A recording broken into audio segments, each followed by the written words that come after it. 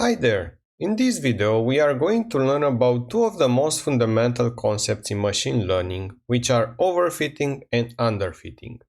To start with, let's imagine that we are trying to approximate the following sine function: sine of 3x plus cosine of x.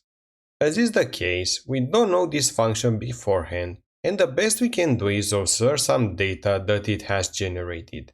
Even worse, because the world is rarely perfect, most likely this data contains some amount of noise, represented here by epsilon, which was added to the true underlying function. Now, let's try to approximate this data with some sort of function, and to do so, in this video we'll use polynomial functions because they are quite flexible and commonly used for curve fitting. So, let's start with the simplest one out there, a polynomial of degree 1. If we do that, we'll quickly notice that this linear function is far too simple to capture the behavior of our data.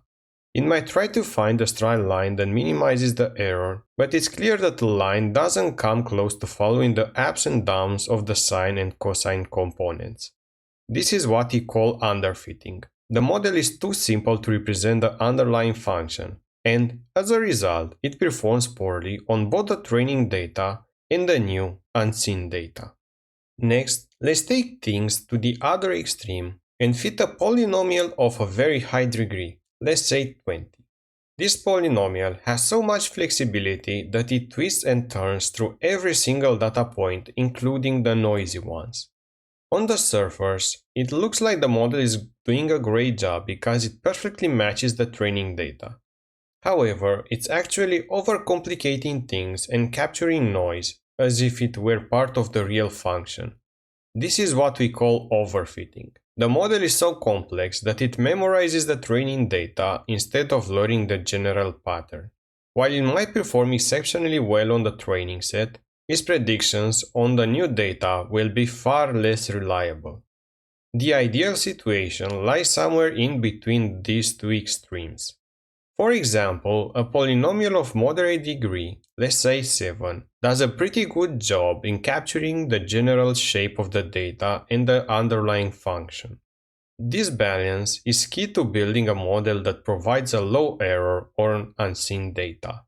Finally, I would like to emphasize that nowadays, with the rise of large language networks, we often deal with models that can easily overfit a given dataset because of their vast number of parameters. And to counteract that, we have developed techniques to keep this in check, such as L1 and L2 regularization, which helps by penalizing large weights, early stopping, which ensures that we don't overtrain the model, or dropout, which randomly deactivates neurons during training.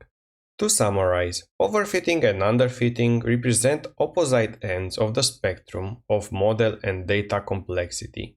On one end, underfitting occurs when the model is too simple for the data, leading to high errors on both the training and the testing datasets. On the other end, overfitting arises when the model is overly complex, achieving low error on the training data but high error on the testing data due to poor generalization.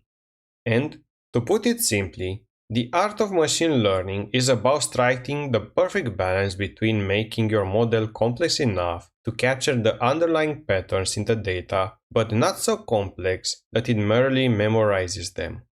Thanks for watching. I hope you enjoyed this explanation, and please leave a like if you did. And also, don't forget to subscribe if you haven't already to keep up with the content I create on this channel. See you in the next one. Bye bye!